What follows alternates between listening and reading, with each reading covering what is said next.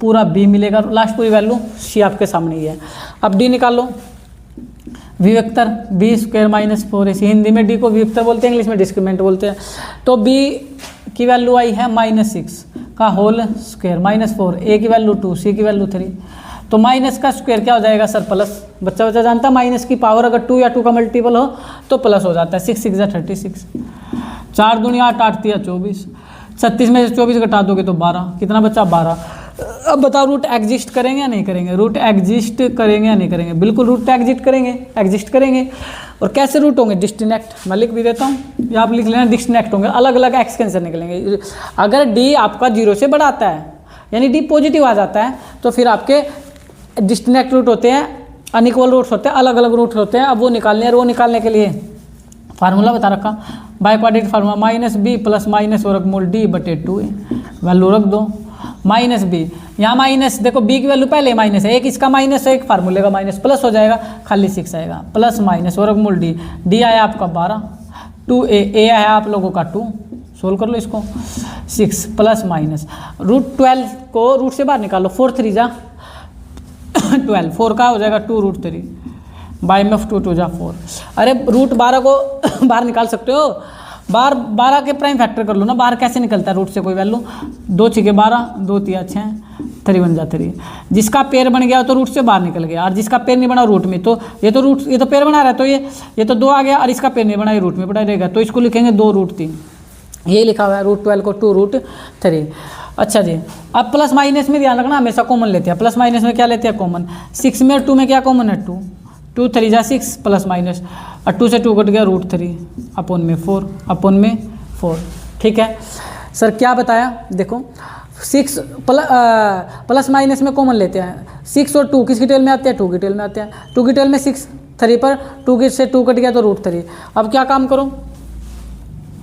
अब क्या काम करो? ये तो वैसे कट रहा है, रिलेशन मल्टीप्लाई बन चुका, ऊपर तो काट भी सकता है, 2 1 जा 2, 2 2 जा 4।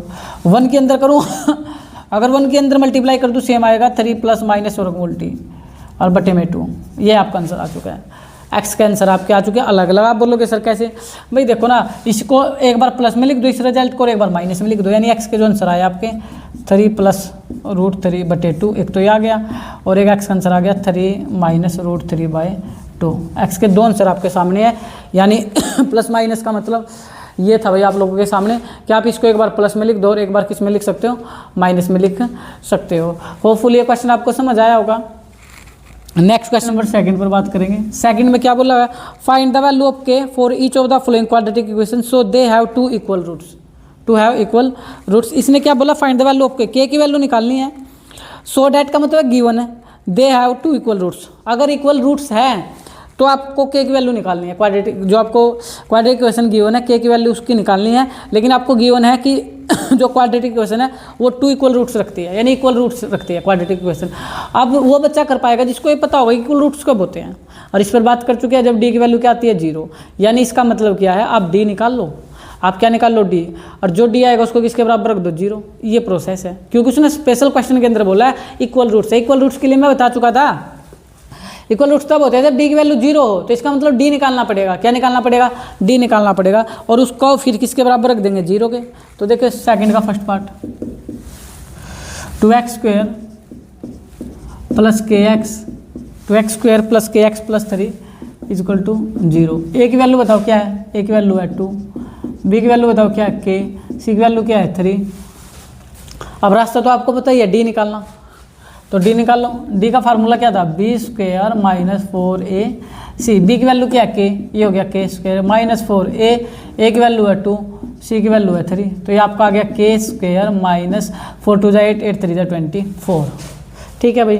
अब बच्चा जानता है कि क्वेश्चन में गिवन था ना कि इक्वल रूट्स है। अगर क्वाड्रेटिक इक्वेशन इक्वल रूट्स रखती है तो इसका मतलब क्या है? d किसके बराबर है? 0 के। ये सिचुएशन है d बराबर 0 है, तभी तो इक्वल रूट्स होते हैं। तो इसका मतलब ये हुआ कि जो ये d आप आया आपका k² माइनस 24, इसका ये पूरा d पूरा किसके बराबर है? 0 के इक्वल है, यानी 0 के बराबर है। अब निकाल लो k की वैल्यू, k² माइनस का उधर जाकर हो जाएगा प्लस, और स्क्वायर उधर जाकर क्या हो जाता है? रूट। लेकिन एक चीज़ का ध्यान देना, प्लस माइनस हो जाता है। प्लस माइनस ले लेता अपने साथ, तो के स्क्वायर रूट जाकर रूट हो गया, साथ में प्लस माइनस का साइन लगा दो। अब 24 को बाहर निकालोगे, 4 छिके 24, 4 छिके 24, 4 किसका होता है 2 का, तो 2 रूट 6 आपका आ जाएगा। के दोनों आंसर आएंगे प्लस 2 रूट 6 और माइनस 2 रूट 6, दोनों ही आपके राइट है। किसी बच्चे को अगर ये 24 निकालना ना आया तो फिर क्या काम करेंगे, वही घिसा पीटा मेथड है, प्राइम फैक्टर है। अब गुणनखंड कर लेंगे इसके, 2 से भाग करोगे 12, 2 से भाग करोगे 6, 2 से भाग करोगे 3, 3 1 जा 3, तो जिसका पेयर बन गया रूट से बाहर, 2 का तो पेयर बन रहा है तो रूट से बाहर आ गया, और 3 2 का पेयर नहीं बन रहा, 3 2 जा 6, ये रूट में पड़ा रहेगा। इसको लग गई फांसी, ये तो रूट में पड़ा रहा, जो रूट से बाहर आ गया वो बच गया, नहीं वो पड़ा रहा अंदर। तो आप 24 को रूट से बाहर निकालना जान गए हो, प्राइम फैक्टर कर लो, जिसका पेयर बन गया वो रूट से बाहर, जिसके नहीं बन पाते वो रूट में रहेगा। होपफुली इसको इस प्रकार हम क्वेश्चन का निपटारा कर सकते हैं।